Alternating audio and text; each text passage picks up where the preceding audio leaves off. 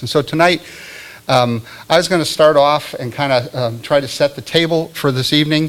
Dorsol's going to come up after me, and we're each only going to speak for about 10 minutes.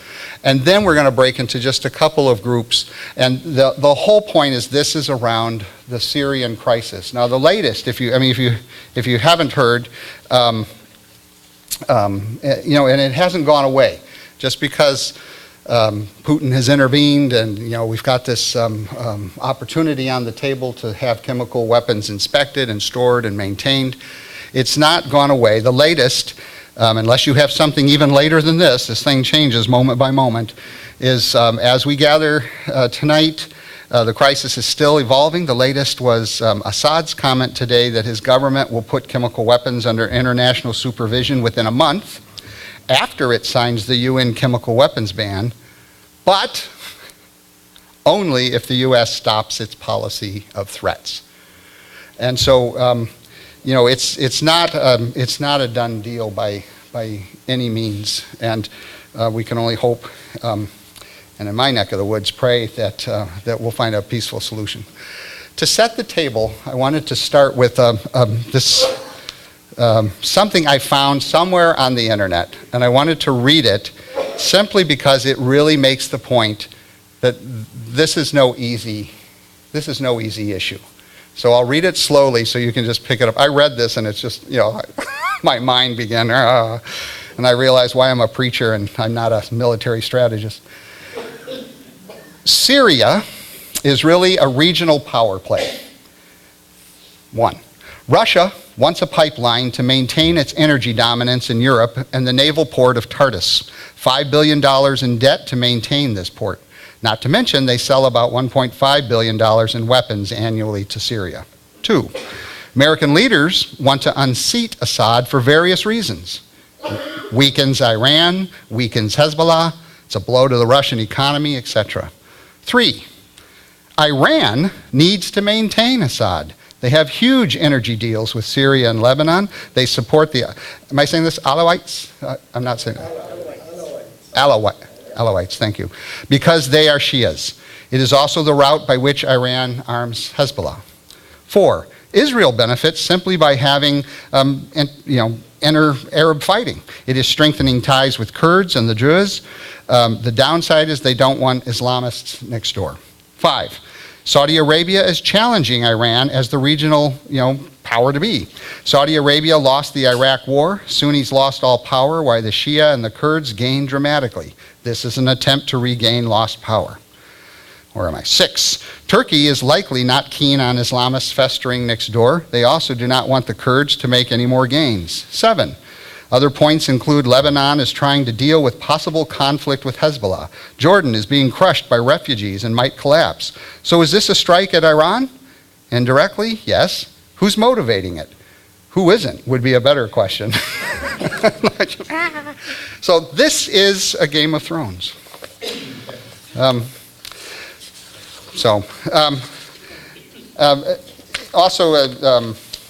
Dorsol will explain this, but the other thing that we're handing out is the quick math on Syria, something that Dorsol brought, and you can explain it. So we're gathered here tonight in the face of a bewildering, complex, and real-time moral crisis. Not something we can think about, something that's right before us, in our face. This latest episode of war has been framed as a moral crisis because international law has been violated through the use of chemical weapons. It's also a moral crisis because the Syrian civil war has created over 2 million refugees and over 100,000 deaths. Those are numbers. I don't have an experiential point of view of that, but it's huge. In the face of this real moral crisis, President Obama has determined that America is the moral agent capable of righting the wrong and restoring balance. We're the moral agent that can punish the wrongdoer and bring about eventually a greater good. In effect, Obama has argued that a few surgical bombings will act as a deterrent to future chemical use both in Syria and other nations, as well as, there's skeptics in this, as well as hopefully reining in the cruelty of Assad. Again, when we break into conversation, you can call me on any of this, but that's how I understand what we're about. I don't share our Nobel Peace Prize winning president's morality. Surgical strikes in Syria will be no more effective for peace and justice than a drunken father who beats his son for being kicked out of school. Actually, I think that this war crisis is really just another charade. And as I just said, I think it's part of a grander plan in a Game of Thrones that I want to say I don't understand. It changes so quick, so fast. I simply can't know all the, as a citizen, I can't know all the pieces on the checkerboard. I'm not privy to any behind-the-scenes information. For me, the real moral crisis has less to do with Syria than with the identity and purpose of us, the American people. Who are we? What do we value in life? What do we contribute to the advancement of life? Are we still the country of noble dreams, the city on the hill, the shining light that says to the world, give me your tired and your poor and your huddled masses yearning to breathe free? Do we still believe that and affirm that and want to live up to that idealism? Are we still the country of democratic checks and balances so that power never accrues to one sphere, particularly a king or a dictator or a unitary executive? Are we still a country ruled by constitutional law, complete with a Bill of Rights and agreements to abide by international law? Are we still a country that affirms liberty and justice for all? Are we still this in the face of post-9/11 war against terrorism? A war that has brought massive changes to the use of our military and intelligence agencies, along with domestic economic austerity in a time of massive corporate profits, and a growing suspicion that we the people cannot be trusted and therefore need to be continually surveilled, controlled, and lied to for our own good. Syria, in my opinion, is merely the latest episode in a very long war. It's a full spectrum war for money and control in a world of shrinking resources haunted by fears of a coming apocalypse.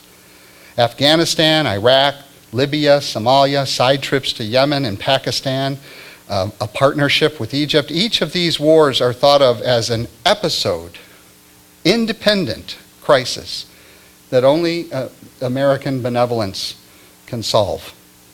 It's as if we have willfully forgotten that we have been participating in the Syrian civil war since at least 2011, that we were okay with the Egyptian massacres, that we have left Libya in shambles, we've illegally invaded Iraq, and we have utterly destroyed its life as a nation. We have rained robotic death down against countless civilians, children and innocents in Pakistan and Yemen, Afghanistan. It's as if we really think that we care about those we kill. The moral hypocrisy of our rulers is as staggering as the gullibility and the silence of our people. Even one of the counselors of those who rule, Zbigniew Brzezinski, has said that there will be no solutions to any single crisis in the Middle East without the big solutions in the whole region, including our ongoing crisis with Iran and the resolution of the Israeli-Palestinian conflict. Now, perhaps what he actually means by that is the draining of the swamp. What he actually might mean is what Wesley Clark said way back right after 9/11, when he said that while at the Pentagon he saw a blueprint that planned the destruction of 7 nations in the next 5 years. Or as Greg Palast has reported about Larry Summers and Timothy Geithner and gang, that the financial lords want to annihilate all economies not based on usury, debt, which just so happens to be, for the most part, Islamic. The moral crisis is not about Syria, I don't think. I think it's about us. Or more to the point, it really is about the war of the executive branch, that military, industrial, congressional alliance that Ike warned us about back in the 1960s, the war of the executive branch against democracy. And when I say executive branch, I don't mean the president, I mean the whole bureaucracy around the executive branch, the military, industrial, congressional alliance. Our nation is in big trouble because we no longer are the America of our idealism, but are merely yet another predator, bullying and raping for the gain of a relatively few. If we actually cared about Syrians and Syria, we would not have been arming and participating in its civil war for the last couple years. Nor would we have become such a disruptive presence throughout the Middle East. We would not be so deeply involved in the selling of arms not only to nations, but to insurgents within the nations who continually keep chaos alive. Rather, we would take seriously Pope Francis's words echoing Jesus, "Violence begets violence." And yes, that means we would redirect the billions and trillions used for war and turn towards the plowshares that make for peace. We would be far more focused on building infrastructure so that indigenous people can prosper. We would focus more on hospitals and education than the building of military bases. We would focus more on food than we do on tanks and bombers and drones. We would, in other words, wage peace with as much strength, creativity, imagination, political will, and technological innovation as we are currently waging war. We would promote faith in the future rather than fear in the present. And of course, merely to say this shows that I am naive and impractical and not living in the real world. I would agree with this.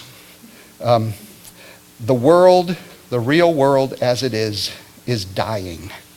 It is being destroyed nation by nation, river by river, person by person. Our political choices are being framed only within the terms of winner and loser, dominance and submission. I am arguing for a different consciousness. And it is a way that begins with the word repentance, which means to turn completely around, to turn away, to turn around. At some point, the alcoholic needs to submit to a power greater than the addictions that has brought about so much pain. Both politically and spiritually, this nation, I think, needs to be called into repentance. Turning away from the economic pillage of others through international theft and debt. Turning away from a mafia mentality that what you got, I want, and because I'm bigger and stronger, I'm going to take it. And although Putin is just putting his own political spin on things, he is nevertheless right that America is no exception to history. Just ask the massacred children of Afghanistan, Iraq, Yemen, and Libya how exceptional we are. Ask the Vietnamese people about our use of chemical weapons in their nation and how the lingering effects is taking place in second generation. Go to Iraq and visit the homes of disfigured children. Go to veterans' hospitals in this country. Or for that matter, just ask the growing poor and unemployed about our own benevolence to ourselves. Ask the Native Americans how truthful our treaties are. Ask African Americans how liberty and justice plays out in the prisons. In the context of the world today, the highest form of patriotism, that is patriotism with the most integrity, will first say to ourselves, we need to repent and get our house in order. Without repentance from violence, without repentance from trusting our security to unaccountable powers, our only future is spiritual death. And finally, if you think of a puzzle piece, just a puzzle piece, if all you can see is one piece of the puzzle, chemical weapons that have been used in Syria, which we're still not quite sure who all used them. We need to remember that the UN was already over there investigating other chemical claims that many believe were from the insurgents. But if we only look at the issue before us, chemical weapons used in Syria, yet refuse to see the other pieces, financial manipulation by too big to fail institutions or military dreams of clean sweep plans to drain the swamp, then we will never grasp what is happening to them over there or to us over here. All we will be are victims, powerless, voiceless, and in the end, choiceless, as the government will tell us to jump, the media will tell us how high to jump, and our neighbors will make sure that we jump.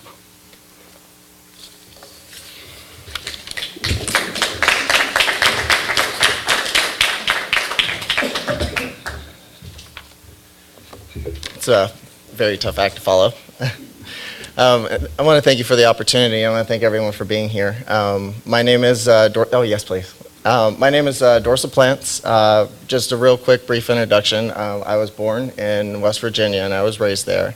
I joined the U.S. Army at the age of 17 as a 19 Delta Cavalry Scout. I deployed to Kuwait and then invaded Iraq in 2003 with the 3rd Squadron, 7th U.S. Cavalry with 3rd Infantry Division, and then went back for what is considered a standard rotation in 2005 for a year.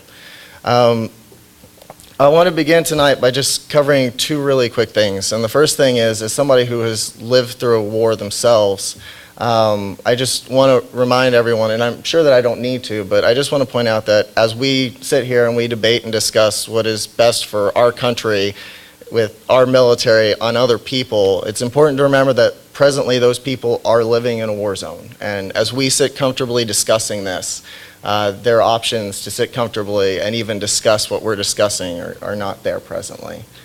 The other thing that I want to bring forward is that I am not here advocating for war as a whole. I am not one to say that war is a good thing. If we are to debate whether or not war is good or bad, I can save us the debate by saying that it is bad. The question or not is whether war is necessary. When a mother has somebody break into her home and she shoots that individual who broke into her home in self-defense, that is not a good act. It simply is not. That is a human life that is irrevocably taken from the world, and that is a human life that is scarred by the act of taking it. However, is it necessary? And that tonight is what I'm hoping to bring about and discuss. And this quick math thing, really quickly, because I want to add, because it was pointed out, in reference to the bottom with the U.S. chemical weapons stockpile, that is in reference only to chemical weapons classified in the treaty. So, there is a discussion to be had about depleted uranium and phosphorus as chemical weapons. However, these numbers are based off of what is traditional chemical weapons, the V series, the sarin gases, mustard gas, things like that. So I just wanted to clarify those numbers. So I want to take us to April 2011 really quickly and discuss what happens when a protest goes violent after so many months. The protests in Syria began, actually this is an interesting fact that I didn't know. I had always assumed that Syria was actually a dictatorship and that the right to protest was not present in the country. In truth, that's not actually always been true. In fact, there were protests in Syria against the U.S. invasion of Iraq. They were allowed to peacefully assemble, they were allowed to march in the street, and they even previously had been allowed to march against government oppression. Around the time of the Arab Spring, though, things began to change, and after several months of peaceful civil protesting, Assad issued military orders in mid-April. He put tanks on the street, and he sent military officials to begin arresting the protesters. Now imagine for a moment, for all of the horribleness that happened to our friends and family who were in the Occupy movement, we're not talking about actual tanks on the street.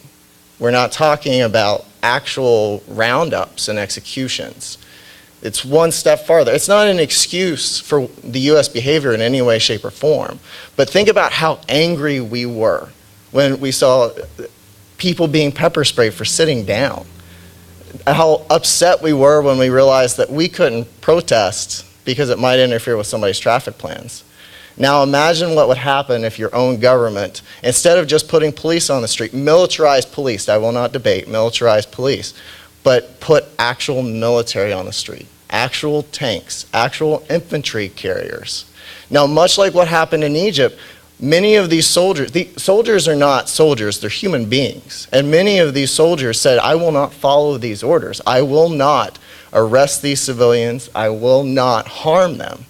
Those soldiers were rounded up and executed for taking that stand. How would we react if our friends at Westlake Park had been rounded up and summarily executed? If the few good SPD officers who said, no, this is wrong, had been executed for saying that? And that is when the civil protests transition into an armed conflict. And from there, an armed conflict descends into madness, because that is the nature of armed conflict. I really enjoy the Game of Thrones and the Game of Thrones analogy, and I think that it's completely apt, because if you pay attention to the Game of Thrones, either the books or the shows, all of the characters believe that they are in control, that they're the ones who's the master chess player moving the pieces, when in reality the game is so quick that no one is in control. And we have a perfect example of that with what's going on presently. Secretary Kerry did not intend to offer the offer that he gave. It was a slip of the tongue. In fact, this State Department came out immediately after saying that and said it was not a real offer. Russia jumped at the chance, because Russia is not interested in a military conflict with the United States. It cannot let go of its economic opportunities, But right now, Russia's military is in of itself in an effort to recover. It's had its own decade of endless conflicts that it was not successful in. It's had its own protests against the dictators that are moving into position in Russia. It's not in the same position that it was in the Cold War. It's not a Cold War standoff between two powers. It's a regional conflict of which multiple powers are trying to be the one in control. And that, unfortunately, is not, that is not how war works. And that is why we see that for 2 years, these conflict has been going on. It's been very stagnant. There's been some progress either from the regime or from the rebels, but it's been a very static battlefield. That is never a good situation. And the only way to transition a static battlefield is for an outside player. An outside influence, peaceful or military. And in fact, if you look at the original intent of war, unfortunately the US learned its warfare from Europe. And Europe had this crazy idea that you're supposed to line up people on a field and you're supposed to march them at each other until whoever has the last man standing wins. That is not true warfare. That is sheer idiocracy. And unfortunately, anytime the US has acted in such a way, it has experienced idiocracy. The 2003 invasion of Iraq was a conventional war. It is an example of what military tacticians refer to as fighting the previous war. We went in there with the same idea of Afghanistan. And in fact, we were to rush to Baghdad in the same way that they rushed to the capital in Afghanistan. That left a lot of weapons, a lot of battlefield armaments on the field because we had a destination. Same thing as Afghanistan. That leads to this war of attrition that attracts the US and keeps us locked in a constant state of war. And in that, I want to take and invite you to not just look at the Iraq war as a failure both morally and even spiritually, but look at it through the eyes of a soldier and as what it is. It's a military failure. It was an unnecessary war. It was fought thinking of it as another country, and there was no strategic intent. The moment I was given 4 different objectives. When we were first there, it was weapons of mass destruction. There were no weapons of mass destruction, so they switched it to liberation mid-jump. We were already rolling to Baghdad when they told us it was no longer chemicals, it was for the people. And you know what? We did believe it. I was 18 years old. I didn't join the army to kill people. I didn't join the army to wage war. I mean, I grew up like any little kid who idolizes, G.I. Joes and is playing war. But it wasn't my intention to go and to kill people. It was my intention to serve my country and to serve the ideal of freedom as I understood it. And yes, it led me into the trap that many of us have experienced and felt since September 11th. That trap of our goodness was used against us. We had good intent, and people used that against this. And today, as we talk about Syria, we're talking very much and similar to this good intent. And it's a question between whether or not our intent is really good or whether it's hidden and shady. And I have to tell you, as somebody who's been on a battlefield, it's both. It really is. There are men who make money on conflicts. They have and they always will. They made money when we invaded Iraq, but they also made money in the 1910s when we were an isolationist state, when they just got to sit off to the side and just contribute to the war without us being involved. These people, their goal to make money will make money whether it is peace or war. The question becomes whether or not the tools of democracy enable us in this case to put a wedge in that, to at least temper what is going on. An example of that would be in the mid-1990s. The reason when I invaded Iraq it was a futile effort was not because there were no chemical weapons in Iraq. There were repeated usage of chemical weapons throughout the 80s and 90s by Iraq. Where did the chemical weapons go? These things don't just magically disappear. Well, if we look into the 90s, we see that Bill Clinton undertook 3 military operations against Iraq that even included the use of ground troops. He had ground troops repeatedly on the Kuwaiti-Iraqi border in preparation for an invasion. And it was during those times that many of not just the chemical weapons facilities, but the military weapons facilities were removed. If we look at the war in Iraq from a military perspective, the reason it did not need to be fought is because of the military actions that had taken place in the previous decade. And so now we find ourselves in a very similar spot. There are chemical weapons. Syria's had chemical weapons for decades, and arguably, they have a reason to have chemical weapons. Syria started their chemical weapons program in a response to the not real Israeli nuclear program. Because as you can see on the quick math, Syria engaged in its own nuclear program but was incredibly unsuccessful. Chemical weapons are oftentimes considered the poor man's alternative. And in fact, sarin is nicknamed by some military analysts as kind of the poor man's neutron bomb. It's quick, it's deadly, it doesn't damage infrastructure, and it's really, really cheap to make. Those weapons are there. The question is whether or not they need to be removed. And clearly, we're not the only ones who think that they need to be removed, because Russia is negotiating a removal. Syria is talking about them being removed.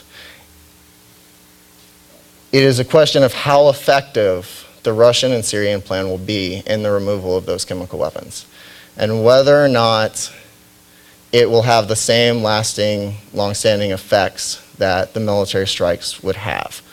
For an example, the numbers that I provide, which are not very specific numbers on here for what Syria has chemical weapons, are from a French intelligence report on the 3rd of September. Either tomorrow or the beginning of next week, Russia will release the inventory listings of what Syria has. We're not even 100% positive to the entire extent of what Syria has, chemically speaking, or its ability to deliver. Some of that obviously is contained in the White House through the classified briefings that congressmen have been getting. At least the White House has claimed that they are familiar with the targets. And we do have, I mean, it's why we're freaked out about the drones flying overhead, because we do know that these drones are capable of finding what we want them to find, locating them, and seemingly being somewhat accurate. The drones aren't in use here. They're relying more on the Tomahawk missiles, which have been used. They were used in the 1990s conflict with Iraq, which is why they're relying more on them. Finally, I just want to close with a little bit of a story and kind of lead the discussion. And it's important to remember that as we discuss this, propaganda is in fact going on and it's going around. Propaganda is a part of war. False flag operations are a regular thing that we trash, and there's a reason that we have problems with false flag operations. But it's important to remember that that same false flag operation is what enabled the US Allied invasion in Normandy, because they did a false flag invasion strategy where they even were able to convince the Nazis that the invasion was happening in an entirely other beach, and Normandy was a decoy invasion. It's the only reason we were able to take the beachhead. So yes, there is deception in war, and it can look bad that there is deception in war, but there is a purpose to that deception in war. Finally, when the United States was leaving Vietnam, the one conflict that we're all very familiar with, because it was the first time that America really got its butt handed to us. But here's a really interesting fact about that. We actually never lost a battle in Vietnam. We never lost a military battle in Vietnam. That is a simple, in fact, it is so much of a fact that at the withdrawal talks between the US and the Vietnamese, the American general, in his American pride that we're all very familiar with, he looked across the table at the Vietnamese colonel and he said, "You know, you never once beat us on a battlefield." And the Vietnamese commander looked at him and he said, "You know, it didn't really matter." And he was right. And so as we look at the moral imperative moving forward, we must remember that yes, our country is engaging in propaganda, but so are all the other ones. And it is our job as citizens with the right to vote to weed through all of these lies that we know. I mean, when has a politician not lied to us about anything? We know these lies are here. It's about us weeding through the lies and holding them to the truth of what we really truly believe. Thank you.